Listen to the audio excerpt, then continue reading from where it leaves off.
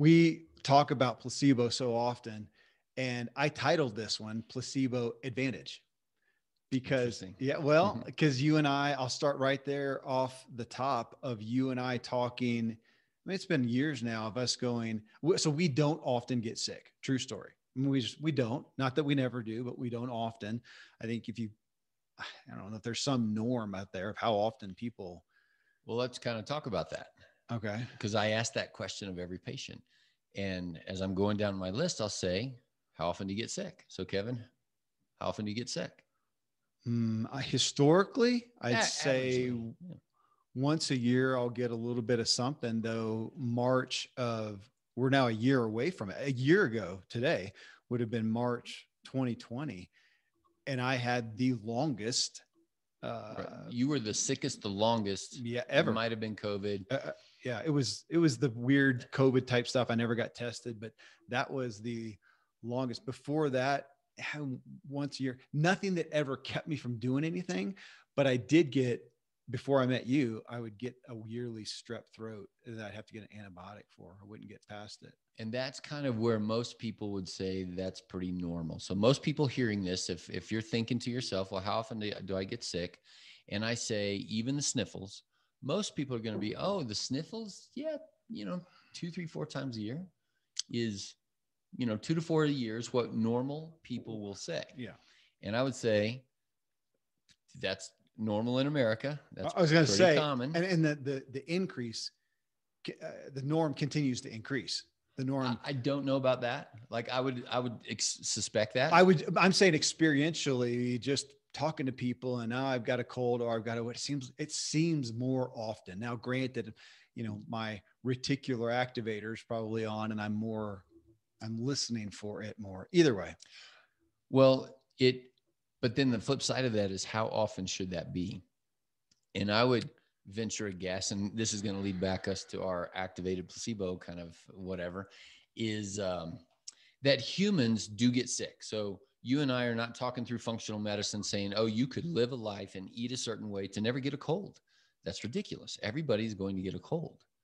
But I think it ought to be about once every 3 to 5 years. Okay. Well, I am biased by growing up. As a kid, I was given a pamphlet from Jack LaLanne. It was like workouts and stuff. Remember him? I do. Yeah. You got to be. I mean, he was past our generation. Really. So he just died recently. Really? I was a kid. In his 90s. That was his shtick, though, is that he said, I do not get sick. That was. So you've been pre-programmed to be able to think that okay, way. But if we were to say in a perfect scenario, if everything were perfect, and that doesn't mean that you were in a bubble. That means if we were going around and if I was eating the perfect diet, which is impossible, perfect sleep, perfect stress, perfect exercise, whatever, that my body would be strong enough to ward off illness. Okay. I think you could conjecture that. Okay. Yes. But that's it. And so everything that I do differently is a deviation from that, and a more open door for the possibility. Right. You lower the threshold of sickness, illness, and disease. And of course, we're way beyond, not way beyond, but I mean, I'm way down here then is what we do to actually cause type 2 diabetes and arguably cancer, which we need to come to on a different show and stuff. Okay. So there we are. So, but you and I have talked about for a long time.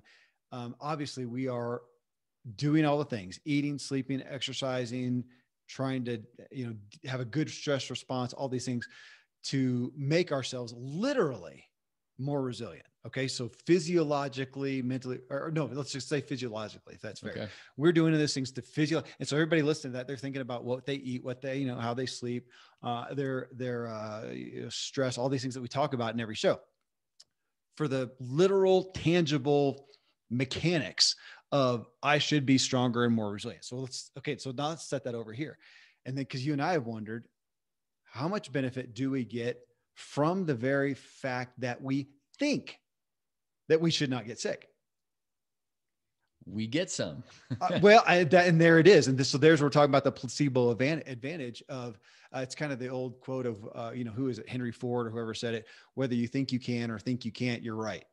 Kind of the self-fulfilled. Well, didn't Zig say something about 90% is something and 10% is something else about how you I think about it, How you and think your about it, yeah. attitude. So we're talking about an attitude, which my gosh, I mean, my life is, well, so is yours. It's a personal development, standpoint, but we're talking about a literal placebo. And what is the placebo of, I interviewed, here's on this aspect. I interviewed Donald Miller from my Motive podcast yesterday. Again, one of my favorite authors of all time.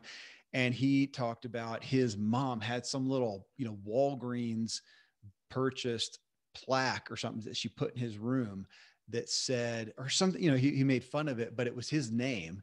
And somehow it was extrapolated that his name means fearless leader. He doesn't know where they got that from. He's researched it since then and wonders how on earth did you get that from his name, which is Donald something Miller. But it always stuck in his head. And here he is today, and he's a leader. It's just, it always stuck in his head. He always had this feeling that that's what he was supposed to be. How much did that program him down that direction? Yeah. So we're getting into the big, thing of our mental programming, self-fulfilling prophecy. But this is, and so, to come down to a high, what if I have high blood pressure and you give me a pill that is complete nothing? It's sugar pill, saline, or whatever sugar pill, whatever you get. And I may feel a certain way. What if the minute I take it, or when do you take that, in the morning or night? When do people take both? Okay. Both. So the minute I take it, you think my blood pressure should come down, and I calm down. And there we are. This is a deep topic. I know it's back to the kids. I mean, how often do the kids come in and ask for a Band-Aid? And you put the Band-Aid on that has no benefit whatsoever, but it makes them feel better. And they go out, and we all laugh at that. But here we are as adults, and of course, I'm afraid that the negative placebo is what we are most suffering from, is the things that we think about ourselves. I am bad at that. I am handicapped. I am weak. I am susceptible. Yeah. Remember when we were discussing the ideas in that book, Hardwiring Happiness, and so much of the premise was choose to think the way you want to be. Yeah. And I'm reading Atomic Habits by James Clear, and it's the same thing. He's saying that what you do habit wise what you force yourself to do will not overcome what you think about yourself. So here I am, fasting right now.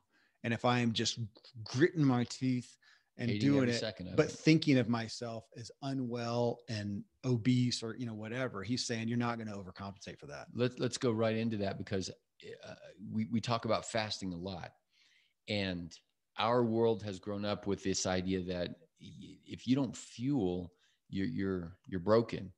And so on the flip side of fasting, though, the exact same amount of fasting where you choose to fast, if you were in if you were in prison and there was an infraction and they said, you don't get to eat for 3 days, the biochemistry of those 3 days is dramatically different. I would suffer. I would be on the floor in a fetal position, moaning. Woe is me. Woe is me. The pain of your hunger would be right. And not only the pain of your hunger, because hunger really, here we are. And if people are listening to this, we get stuck because every single sensation you have is in your head, right? So when you feel your fingers, and I'm feeling my shirt here, it's a signal neurologically to my brain that translated as soft. But so starvation is very different biochemistry than fasting. Mm-hmm. Now that is not an idea or whatever, that's true. So you almost can go no further than because when we talk about fasting, most Americans, when I say, yeah, you should be able to go 3 days, and it ought to not really, bother how fast you run a mile time or whatever. But, oh my gosh, the perception of that is torture. And so we work on them and say, well, don't think of it that way. Because I'm living it right here. So I'm on, I'm on day 3. So I'm coming close. I'm over 60 hours or something. You're coming up 72 hours tonight. Yeah. And I'll go till tomorrow morning to make it 84 or whatever. And my gosh, if we were on the road or driving through the Sahara and broke down and couldn't eat, you would be starving to I'd be death. Oh my gosh, I can't, I'm lightheaded. I'm seeing shapes and whatever, but because I've chosen to, and I'm in my regular world and I'm just not eating and I'm expecting, well, I have pride in the fact that here I am. And today I can go out and work out. I'm doing 3 shows today. I'm thinking cognitively well. And that's what you and I were we were just debating about the words around this upcoming afternoon. Now you're on day 3. I'm on hour 20. So on my, track right now, I'm trying to do 1 meal a day for a few days a week. I like the empty feeling in the afternoon. Now you're 2 days empty. So you feel whatever you feel. Oh, it's Wednesday afternoon. So my last Sunday night sustenance was Sunday night. That's right. And you and I now know, okay, you can still do what you do. Well, and we got to do a show on this again, because now I'm like, when can I ever say I'm actually hungry? You have removed the privilege of actually being. I mean, my kids are going to, miss lunch, and then that night, oh my gosh, I'm starving. When do we eat? I'm like, dude. Yeah. Okay. It's the same. We have the same topic of conversation when I ran the marathon. It's like, when can I ever say that a 10-minute run feels like a long time? Yeah. You can't ever say that again. Don't secret to life is just keep your expectations low, right? Well, remember when we were joking about all of functional medicine is about, just don't do anything. Don't do anything. Don't eat, breathe less, sleep more. Yeah. Yeah, exactly. Okay. So here we are in Placebo on looking at this, but literally, if you have a patient come in here, I mean, we know that. We used to talk about that, Randy. I haven't talked about it in a while, but back when we first founded this model of the practice, and I was doing sales, and it was getting the phone call and somebody they usually come here and looking at paying a big ticket out of pocket, no insurance. And they usually do it because they are at the end of their rope. They're exasperated, they're frustrated, they're scared, they're whatever. It's usually an emotional feeling for most patients. And just getting them on the phone and saying, I understand. Oh my gosh, I understand. Having compassion. You can sense that. Yeah. And then saying, yes. And Dr. James has dealt with that, and he's gotten results. And that deep sigh of relief. And so we'd have people cry. I'd have ladies especially cry on the phone that there's actually somebody who understands and there's hope for this. They would cry. And we realized, my gosh, they just got better right then. The healing is beginning. Of hope. Yeah. Of hope. Then they walk in here, they pay the money. Their expectation to get better is high. Now you have had a patient or, patients who have come in, and because we've wondered why on earth are they here and paying money? Because they are negative. And not to diss them, but they're so beaten down by whatever. And they come in, and if they do not believe they can get well, if they feel that they're compromised, and a lot of those guys want subconsciously, I think maybe secretively, they're at the end of 6 or 12 months with me, they're like, well, see, even you can't even help me. Okay. It's another notch on my how sick I am. Which is what got me to, at the beginning, going, look, if you're coming here wondering, will this work for me? The answer right off the bat is no, it will not. You will work for you. And that's, we get kind of judgmental with that feeling, but to some degree. So again, we're back to the power, and I don't know how to frame it, Randy. I mean, the power of placebo, because how do you go manifest placebo? This is such a mind game. Have you ever heard of Joe Dispenza? Yeah. So he wrote The Placebo Effect, and I forgot about that. Yeah. Kind of got into the science totally of it. Forgot. And the science is, it's remarkable what people have done, remarkable in terms of healing, that have no other explanation other than the power of the mind. What we're talking about, I think I'm going to get well, therefore I do.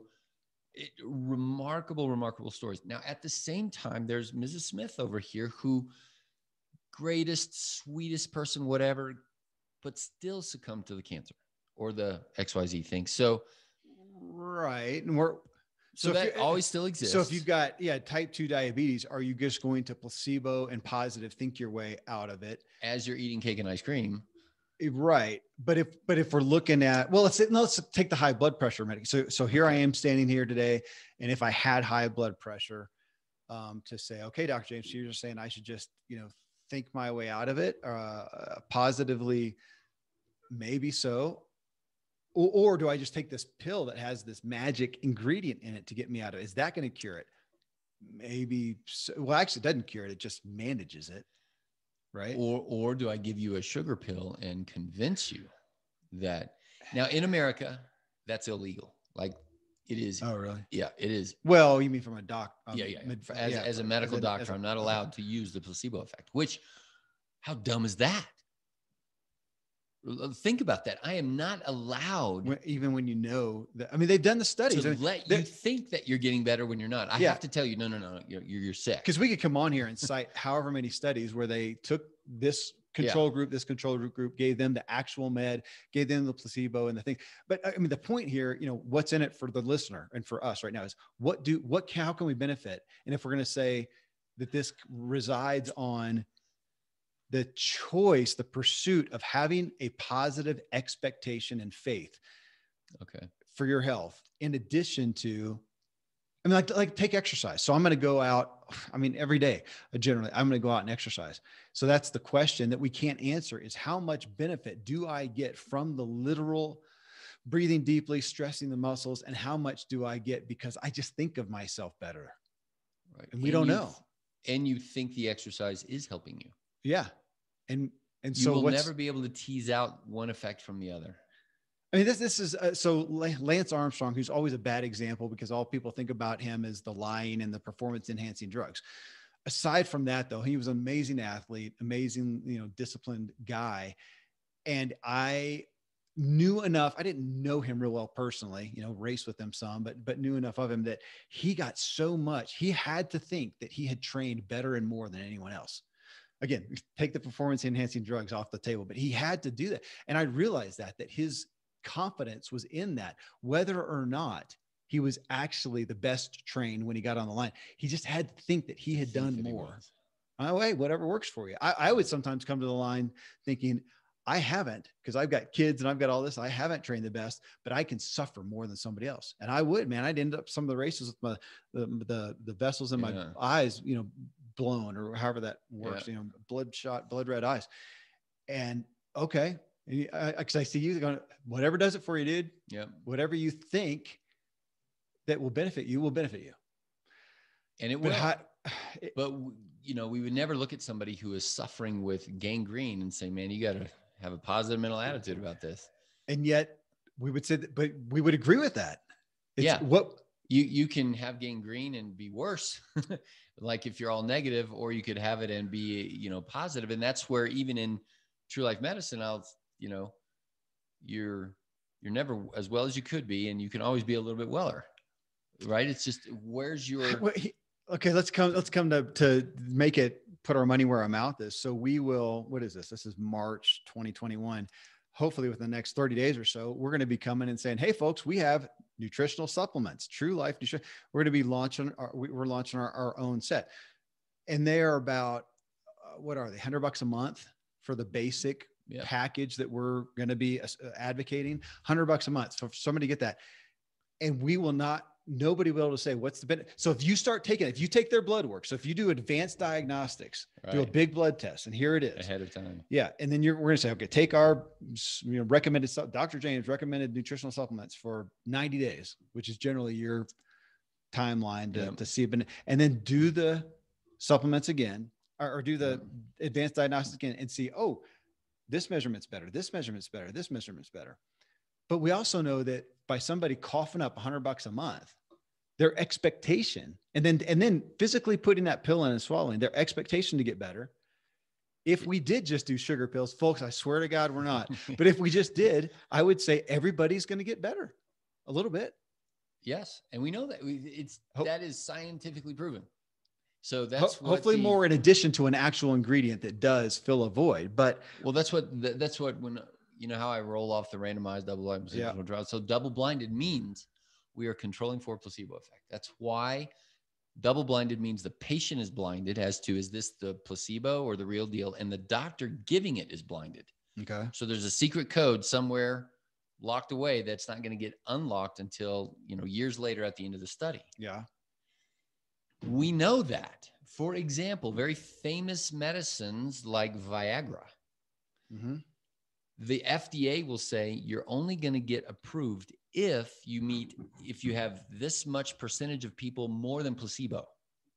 Okay. Well, when you talk about very nuanced things like libido or, depression medicines. So Paxil, Prozac, and Prozac was the first one. So for it to pass as this really does do, and here even me using the words like really does, like how many people got less depression because they thought they were going to get less depression? Mm-hmm.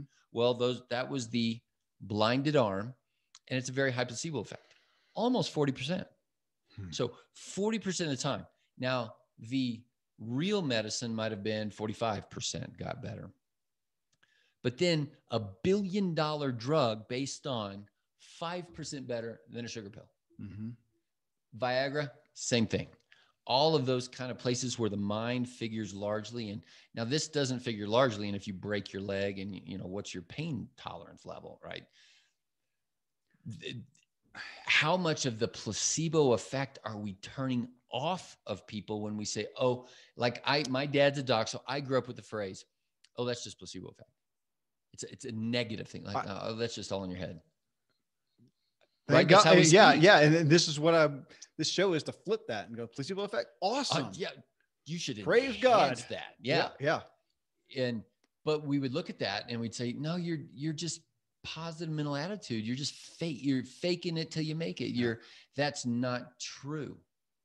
So now this show is about, no, it is, but we are so far into the mind, into the quantum realm, that it's like the Heisenberg uncertainty principle. When you try to pin it down, the minute you focus on something, you've lost it. Well, so take the supplements. So if somebody were to hear us, I wish we were launching them right now so we could be legit. But so when we do this, we're trying to get, people to convince them of the benefit of $100 a month for these foundational nutritional supplements to help bolster your health. And if you buy those and say, man, I've listened to these guys, I trust these guys, I have faith that these will actually help me. The fact that you think that will cause those increases the likelihood of help, the percentage of help. Okay. Yeah. And conversely, if you buy them and go, man, this is a bunch of I'm going to take them just to prove them wrong. They're wrong. Yeah. You will. And you'll actually take those things, and the bitterness that you'll swallow along with that pill, you will get worse.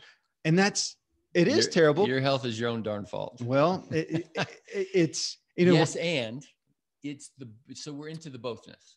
We're into the power of, and it's big medicine. We're in the power of faith and belief. And absolutely. And saying that if somebody takes the medicine with faith and belief, they're more likely to be getting better than if they take or the therapy, whatever it is, with unfaith and unbelief. Yeah. You are more likely to not have a good outcome. Okay, let's talk about sleep, because I wrote that down and thought, because if I think my exercise or my supplements or something, or, placebo effect them, but I think you can do well on 6 hours a night. Yeah. And there I was wanting to push back, but it's been interesting as I've been wearing this Whoop monitor thing, wearable device, and looking at it, and I'll have the day and it says, man, you are 98% recovered. You should be able to rock the world today. And I'm really sitting there thinking, man, I kind of don't feel that hot. And I've even gone out on rides or runs and felt like I feel like I should be floating, but I don't really. And I've had the converse thing true, where it comes and says, man, your score sucks. And I go out and I feel pretty good. And then I start struggling with my own placebo effect on what my expectations. And what would happen if, like, you have one of those down kind of days, like, I don't think I could do that. If I put $100 out on the bar there and said, you can have that if you cross 15 pull-ups. Yeah. How much more likely are you? You feel no different. Mm-hmm. It's all in your mind. Mm-hmm.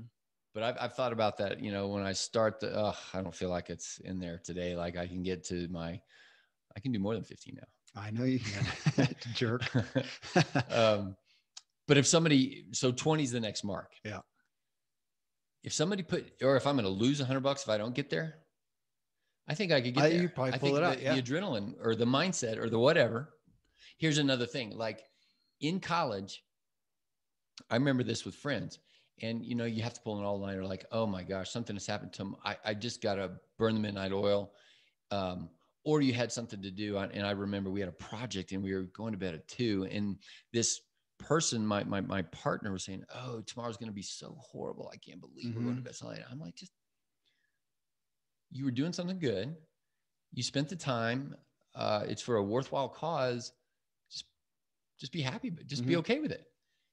And it changed their world. Well, I experienced it not long ago. It's in the past few months where generally I'll come to the evening. I think, oh my gosh, to pull an all-nighter, there's no way. And then we had somebody that needed to go to the ER late at night, and I ended up most of the night. And then you're just, well, what are you going to do? And you could be super grump and ruin the whole next day about it. Yeah. Or you can just deal with it. I get an extra cup of coffee today. I mean, so at the core, not to cut this off, but at the core, we're talking about whatever you are doing regarding, let's say the proactive things you're doing to bolster your health, your feelings, your expectations, your faith in those. We can't put a percentage on it. No. We can say they are significantly important. You can thwart them or support them by what you expect them to do. And I'm wanting just to make that a tangible piece of the pie of saying, here's the ingredient, here's the habit, here's the whatever, and how you feel about it. Let's get that on the table. Like for you with a patient to go, okay, let's also not talk about, because you've had patients where, you're going to talk about one, well, heck, my wife, she talks about this openly. She has to look at fasting and nutritional regulation carefully through a different lens, through a lens of dealing with eating disorders in the past. And, it's always a part of her to some degree, and what her feeling is. No different than if you had a, terrible bike wreck and hurt your knee, you would always bike a little differently. Yeah. Carefully. Yeah. And that's wisdom, but that doesn't mean that she can't fast or that fasting is always going to trigger her to negative. Right. We just need to get so we're talking about awareness. How do you feel about this healthy activity? So in the clinic, my perspective is not, oh yeah, let's get that on the table. I start there. Okay. And the question is, Kevin Miller, what is your definition of true life? And of course, I'm coaching people at the end of the day, you are going to say something that we're going to call well-being. Mm-hmm. The first things underneath well-being are going to be resilience and capacity. Mm-hmm. And then under that is going to be like, oh yeah, I want to get off blood pressure medicines and diabetes and all those kind of things, but I want to be a better Kevin Miller. And if you are getting off of those medicines, it doesn't mean you're a better Kevin Miller, but you're more likely to be becoming a better Kevin Miller because your physiology is working better. Yeah. The mindset, the expectations, the faith, the hope, the belief is all wrapped up in that. And that's my phrase, is what is true life? Yeah.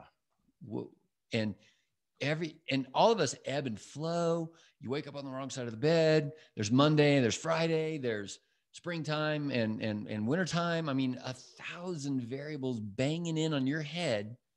But today, for people listening, if you can conscientiously say, I choose to lean forward into, and here it's like, do I say the word positive? Do I say the word happy? Do I say the word right well-being? Do I say what? And we're in that world of, I think your own awareness, to come back to your word, of what you're thinking is the critical thing. To actively go into that with that kind of mindset would be the prescription. I keep thinking of that. Yeah. If we are to audit the list of, here are these healthy activities. If we go through the 4, primary areas, the input, what are you putting in, and, your movement and your sleep and your recovery and all these things, and look at those and write down the things that you want to do, think you should do, whatever, and audit those for the feelings. Do you associate fear with any of those, or doubt, or bitterness? I mean, how many people have come, again, going back to the early days of patients here, where they're on the phone, they're bitter. Literally, I mean, they called here, but they're going, seriously? Right. Can he really help how me? much? Yeah. And he's really going to have something more to say than the 5 other doctors, natural doctors, I've already met with, a bitterness. And then okay, so let's take that though. If you Well, we were just talking about that. So in this fasting, I know, or I believe, have faith in logically looking at the data that it is good for me. It is good for my cells. I'm looking at the data of my own physical measurements and I'm seeing less weight, less fat percentage. I'm also looking at some of the Whoop things and I'm wondering if I'm coming through. I'm conjecturing maybe some of the cellular regeneration. And now my body, it's giving me good stats on the fasting days. My sleep is, so I can look at all that stuff. And yet I also know that I am struggling with bitterness here at not being able to eat. At not being able to eat. Didn't you tell John? He said the same thing. He says, man, I'm feeling depressed. And you said, well, then eat. Yeah. On his fasting regime. That's right. Like the root of bitterness, the poison of bitterness, it might be worse for you than the value of this other thing. That could be true. Like the guy who's smoking, I say, well, don't quit because you'll kill your wife. Well, because you did that. You had a patient a long time ago, right? Here's the extreme example. The Americans freed the Holocaust victims and they wanted to give them a chocolate bar. You'll kill them. Oh, you can't. Here's a good analogy for fasting and the mindset and things like that. Americans are suffering under the trauma and the burden of we are bringing home into our bodies too many groceries. We're an affluent society and we bring groceries into our bodies 3, 4, 5 times a day. And we can. And we mindlessly do that. Groceries. We're over-nutriented. We are under, take out the trash. Because groceries produce trash. Life produces trash. And if you don't have a good balance there, so metabolically speaking, this is anabolism and catabolism. And fasting is a great take out the trash. So my son's job is to take out the trash. Now he can do it knowing he's going to get an allowance at the end of the month. And he could do it with a thank you for the opportunity to do this kind of thing. Or he could do it extremely bitterly, right? The trash. And at some point I'm going to say, I don't want you to take out the trash. I'm going to do it. And if he's bitter, he'll do a worse job. He'll leave the toilet paper that was on the floor around there. He won't break put the trash sack, all kinds of problems. It's a good analogy for what's going on in the body. The trash still gets out and you're better off than you were, but now you kind of made a mess over here. It's like, well, I don't even want you to do that. So just keep your stupid trash in there. And that's where Americans are kind of hung up. Well, to a literal degree, though, we have a lot of people, and the trash is not getting out, and it's that's not the getting buildup of plaque in arteries. And yes. Stuff. Okay. And in almost. Okay. So diabetes, hypertension, all these other kind of things. What is diabetes? Too much nutrients coming in, not enough trash going out. What is plaque on the inside of our arteries? Same thing. What is dementia in your brain and the plaques and the tangles and the biochemistry? It's growth. It's anabolism. So we are addicted to feeding our appetites. Yeah. And we are consequently fearful and bitter at taking out the trash. Just don't eat. Just go to bed on time. Just stop and take a deep breath. The world is not going to die without you, and you're not going to die without lunch. And yet here's Kevin, 3 days later, and you could be really bitter, or do the hard work of saying, okay, I'm choosing not to be bitter.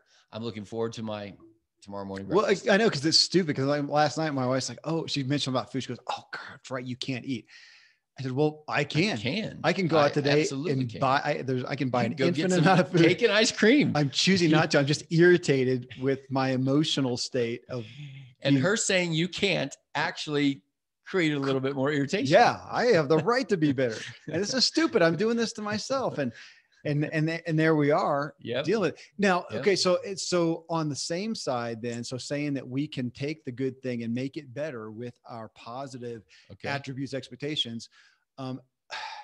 This isn't a complete, but we can over here and do something that you might look at and go, gosh, technically that's not a very healthy. I wouldn't put that on the healthy list, but you get so much joy out of it. I'm going to say it's going to be okay. I don't even have a great. I do. Okay. This has been studied scientifically. Okay. So, those word association games. Yeah. I think we might've done this. So, what's the average American response if I hold up a picture of a big, deep, dark, rich piece of chocolate cake? What do most Americans think? A birthday or something? Did I get it right? No, you got it wrong. Okay. But most Americans will say, or let me do, and you do the same thing to a French person. So this has been done. All right. And you know, take 1,000 people, hold up a piece of chocolate cake. And what's the most common word to a French person? They say celebration. Oh, Birthday. What do most Americans say? Oh, is it fat or sugar or something? Guilt. Now imagine that you're eating that with guilt.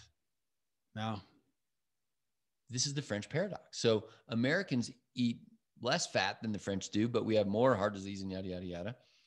And the French paradox is they eat a glass of wine or a bottle of wine every night or whatever they do with foie gras and all this fat stuff and French white bread, and they have less heart disease.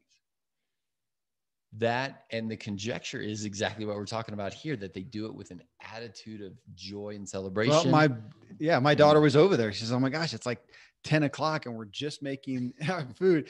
And it's white bread. Red wine. We're eating all night and partying all night. And she said they don't even sleep super late as a result of it. But it's a celebratory, joy, reverent. We could even call it a sacred. Yes, there you go. And here we are, and we're just wolfing it down like we're usually in front of the TV. Usually in front of the TV, in the car, or at a desk. I'm continually amazed anytime I'm with people at how much they eat and how fast. I'm thinking, do you pay $30 for that plate of food. Don't you want to taste it and savor it? And we don't. We eat it like somebody's going to steal it, or we got to run. It's the Passover, and it's a weird thing, and obviously we're suffering from it. We are suffering from. I don't even know where it came from. I mean, I haven't done the study to go back and why do we? I mean, we get used to that feeling of super fullness, but why do we eat so fast? I don't know that one. Did we? I don't have an answer for you there. A combination of all of these things with meals in the car and the lunchtime, got to get things done. Percent like the world's going to die without me, and it kind of boils back down to we land on these fundamentals. We land on these foundational things about So, but it's also it's the foundational thing, but it's the infiniteness of the complexity of what we mean by input. Not just what goes in your mouth, but how do you think about how did you prepare it? And are you going to chew it? And are you eating it at a desk in the car or with somebody you love or in front of the TV? Or do you have guilt in the background? And everybody does, right? Everybody is coming nobody can come blank. So you do have a mindset about the meal that is getting ready to happen or not. Yeah. And so we're back to awareness. So today, everybody listening to this is going to be a little bit more aware. And you do have control. Now, you don't have control if you're unaware, but yet you do. This is that subconscious piece, right? You can have control over your breathing and slow it down and speed it up and all of that. But most people don't. They mindlessly breathe. And now studies have been shown, I can't remember if we talked about this, but if you're doing email, your breathing changes. If you're talking to a client, your breathing will be different than with your wife. Yeah. So it does change and it's all in your brain. Yeah. But if you're more aware of that and say, okay, before I go in with that patient, let me just take a deep breath and be myself. And then I'm going to be a different person and I have control over that. Now that doesn't guarantee that I'm going to be happy and successful and, whatever else. It sure increases the likelihood. It's you said the awareness, I am sometimes my voice, even you said your breathing change. What about, depending on what I'm doing or who I'm talking to, my voice changing, the inflection of that. And I watch my shoulders and I'll find myself with my shoulders up and I've been let them down like 2 inches. Yeah. Like, what am I doing? Just sitting there now imagine that in your heart. Yeah. There's going to be more plaque. Yeah. There's a growth signal going on of we're in trouble. Imagine that in your brain. There's going to be more chance of dementia. I know it's daunting. And this draws you to just the pursuit of peace. And like we talk about me all the time with meditation. Now I was thinking about that a minute ago, the act of taking a minute, 5 minutes, 50 minutes, whatever, to meditate. Again, I got to question that, how much is the physiological benefit as opposed to, well, if I just sit there and meditate for 5 minutes, I think I should be more at peace. Okay. Whatever. You're probably more likely to be. I was chastised. It's been years ago by a guy. It's actually a guy, but it was about supplements. I posted something about supplements a long time ago and he criticized it and criticized me just giving money to these people and that it doesn't really help. I just think that it does. And now I'm saying, well, great. Because he's a guy who actually is very pessimistic about life and he thinks everything's out to get him and he's going to be ill. And he is. Yeah. And so again, back to that thing of how, so yeah, a culmination of this is how are we aware of how we feel about these things that we're doing? And to some degree, I want to elevate that to say, if there's a healthy thing that you're doing and you're bitter about it, it's probably not healthy. Let's do get you that remember, on the table. Yeah. Do you remember what Ariel said to you on the Muse lady? And yep. I asked her about when I should meditate. So Ariel Garten, she's the founder of Muse. We had her on one of the shows. I don't know what episode. And I asked her, when was the best time to meditate? Would I be better to do it when I know I'm kind of already at peace? Or is it bad to do it if I know that I'm kind of stressed? And she stopped you right there and said, the fact that you're aware is the main thing. Yeah. That's what her mission is to increase awareness of, oh my gosh, I'm stressed out. My shoulders are hunched. And to unhunch them and be aware of what led them to be tense. Because she's the second person on meditation. I also had Johnny Powlard on. He's another big name in meditation. Oh, and I had Dan Harris, the ABC news anchor. So I've had 3 people. Am I meditating every day? Nope, I'm not.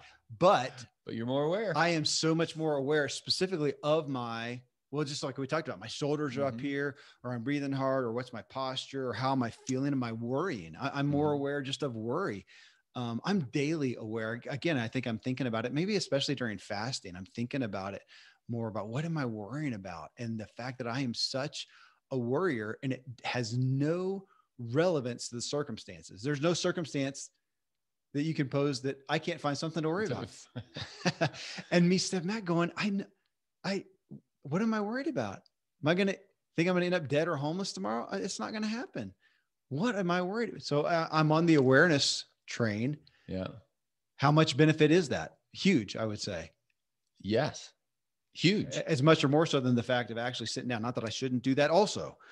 And do a budget and do a budget, whatever. So back to the nutritional supplement, the fact that I'm taking it and I think I should feel better is a huge benefit, in addition to hopefully ingredients in there that actually physiologically are going in there and in a neutral state outside of my mind and helping me as well.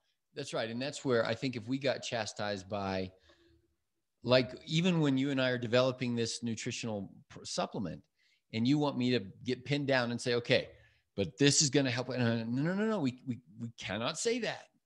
Like, we have to put on there, this is not intended to diagnose and prevent or treat a disease or whatever else. No, but if you subject it to a randomized double-blind placebo-controlled trial, then there's lots of studies about vitamins and supplements that return equivocal results, negative results, positive results. It's all over the map. But at the end of the day, because of the things that we've talked about before and that we from a supplement philosophy, at the end of the day, if somebody is taking them hoping and expecting that they help them, placebo effect or not placebo, we cannot, right? Like that's even the attention effect. Do you know that your physiology changes when somebody pays attention to you? Attention. Yeah. Like that's known as well. Like that's the white coat hypertension. If I'm sitting here talking to myself and you're looking at me rapidly, I'm getting a dopamine hit. And it would be a different attention dopamine hit if it's your wife looking at you or an enemy looking at you, right? And even when we pay attention to something, we change the nature of the object. That's so funny. If we have an attractive woman over here checking me out and a cop checking me out, very different feelings. And very different feelings that I'm making up. And if I'm looking at you and I don't know which one's looking at you, I'm saying, yeah, your heart rate went up. Your dopamine went up. I have no idea, but one feels it's the same heart rate, same adrenaline, same dopamine, same whatever. But over here, there's a fear factor. And over here, there's a joy factor or whatever. Yeah. You going to call that placebo? Sure. Yeah. It's what let it work for you. What I'm thinking, I was going to say what I choose to think. Sometimes it's not a choice, but it's a natural thing, but it's what I continue. But at the same time, you can be training yourself to worse reaction to the cop or even a different reaction to a not your wife woman. Right. Like that can be trained. Okay. So what about the aspect just of lean? There was who was it? It's in recent times here about Oh, I do know it's shoot, I have to go over there and look at my thing. It was on happiness, the guy's book. You know him too, Doctor. Is it the Hardwire? Who is that? Rick Hansen. Yeah. Rick Hansen. And he talked about in the aspect of happiness, one of the key ingredients is, so if we look out there, it's you and I, we go sit out on the deck on a warm day. We look at Pikes Peak and we go, oh man, it's pretty. And we go about eating. And he's saying, no. If you want the benefit from it, stop, take a deep breath and go, oh my gosh, thank you, God. Look at that and spend a minute. Let it sink in. He's saying that difference, just that awareness and embracing engagement is so powerful. Okay. So let's take the same thing here and say, what are those healthy things? So today you're going to get up and do your devotions, to sit and think, man, I'm so grateful that I have a desire to even get up early enough to have this special time. Your benefit just shot through the roof, above and beyond the doing of it. Actually do it. Yeah. Same thing with the supplement. If I take the supplement and go, man, thank you that I can afford these, that I even have the awareness to take those, and I take it with joy, gratitude, expectation, boom, the value just went up. Even more than just neutral. So let's say a lot of people are doing these things neutral. I just go out and I mindlessly exercise, that we're saying, no, don't go out there and go, man, look at what I'm able to do. Think about what this is going to do for my body. Boom, my benefit just jacked up. If I could do that with this stupid fasting right now and go, thank you. I'm going to benefit so much. And I would, as a encourager, I would say you are. Yeah. Right. Like more than 99.9% of people, you are now on your third day. Now it's tough and it's hard, but you are. This is my fourth week of 3 days. I mean, what is that? What is 4 times 7? I can't do the math anymore. 28. And 3 days, 3 times 12 days out of that, not a bite of food. Just under half. Yeah. Of your days of existence for the last month. And I got to turn that around and think, because I'm thinking that's terrible, but it's great. Tonight, my body's going to eat fat and my cells are going to regenerate. You are totally upregulating your AMPK. Totally you're totally taking out the trash. My energy, my clarity right now is like, it's never been better. It's a great house cleaning. You're downregulating mTOR. And when you downregulate mTOR, that upregulates all of these house cleaning kind of things. Now, if you stayed not eating for about 40 or 50 days, you're probably going to be starving almost to death. Yeah. So let's not do that, right? But let's have a really thoughtful, aware, good attitude about, I get to be well on the third day. Mm-hmm. And for me, doing those longer days, the choice to let it feel adventurous felt good. Yeah. But the more you do it, the less it's new, the less adventurous it is. It's more rote. It's more frustrating. The harder it is. And I'd say, don't let it be thought of that way. Whatever that means to the individual. Whatever that means. I mean, this brings me, there's so many. I think this is such a great topic, and I think support for the health-minded people who, as we talk about so often, are a minority. You are a minority and almost not the word abuse is a bad word, but I mean, a lot of people get crap for being healthy. Oh, Barbara brought her healthy food to lunch, You're swimming upstream. Yeah. Oh, John's not going to eat, whatever, or they're doing that thing and thinking, oh, they're those healthy people. They think that they should be. They say, yes, I do. I think, nuts. Yeah, the health nuts. I think that this thing is going to help me. And just the fact of thinking that helps me. Healthy. So yeah. We could go to the flip side of Rick Hansen, right? He had a word for it. I forgot, but it was 10 seconds of, hardwiring.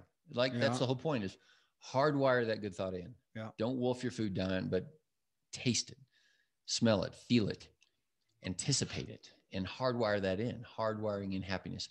Because what we're built for is the natural reaction of hardwiring in negative. Mm-hmm. Hence, we way more pay attention to negative news, to negative negative TV shows are way more popular than something that's just Pollyanna positive. Right. So we have to kind of work against that. But no, it's great, because I read something recently about intermittent fasting and the mindset of thinking, don't think deprive, think delay. Yeah. Okay. I'm not depriving myself. I'm going to eat. That's where I am. Oh, yeah. Okay. I'm doing one meal a day. So this phase, every day I get to look forward to dinner. Yeah. Yeah. And well, to think about that, not deny. So, but to what you said a second ago, how much of the healthy lifestyle do we think of by proxy is denial, deprivation, bad tasting food. Yeah. And we cardboard. go into it. It's January 1st, New Year's. And I can't do this. I can't do that. I'm not going to do this. I'm not going to do that. Your wife saying, oh, you can't eat tonight. Yeah. Yeah. And we think about it all in a negative. That's the negative placebo effect. This is that we're suffering from. It just is dawning on me that I always thought about the famous story about Jesus going into the desert, 40 days of fasting. Yeah. And I thought, why would he go into this? You're the one who brought this perspective to me. So weak. Yeah. Why did he was feasting on the biochemistry of fasting, on sustaining himself only on his relationship with God, only on that, strong as he ever was, probably. Mentally clear, not in.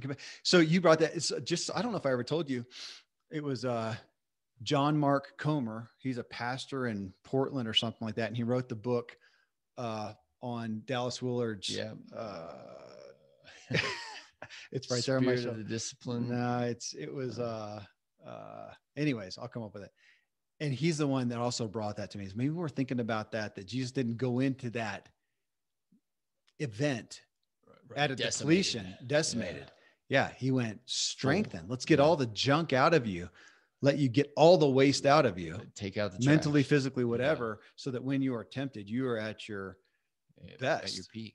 Like right now. So I'm 3 days into fasting. I've increased, and now we're back to the Joshua Spodek and Sidja. So he's an astrophysicist. I had him on the Ziegler show a long time ago. And he has, if you type in Joshua Spodek, Spodek, and type in Sidcha, Sidcha, self-imposed daily challenging healthy activity. And that's his point, is all these great things that you do. He would say in this context, all these healthy things you did. You did 5 healthy things today, Randy. You fasted, you did devotions, you exercised, you meditated, and you slept. Sprouts. Yeah, whatever. So those 5 things, those are all great. The bigger benefit than those 5 things in and of themselves is what you did mentally by doing those things you did not have to do. There's nobody holding you accountable. Right. You don't get any points. You did them for you. And he didn't use the word pride, really. He just talked about like the mental, the reality of the mental process. Yeah. To get to that point. And that's where the ruthless elimination of hurry. That was John Mark Comer's book. Sorry. Back to Joshua Spodek, America gets wrapped up around, okay, what's better for me? Doing infrared sauna or doing cryotherapy, jumping in an ice pool?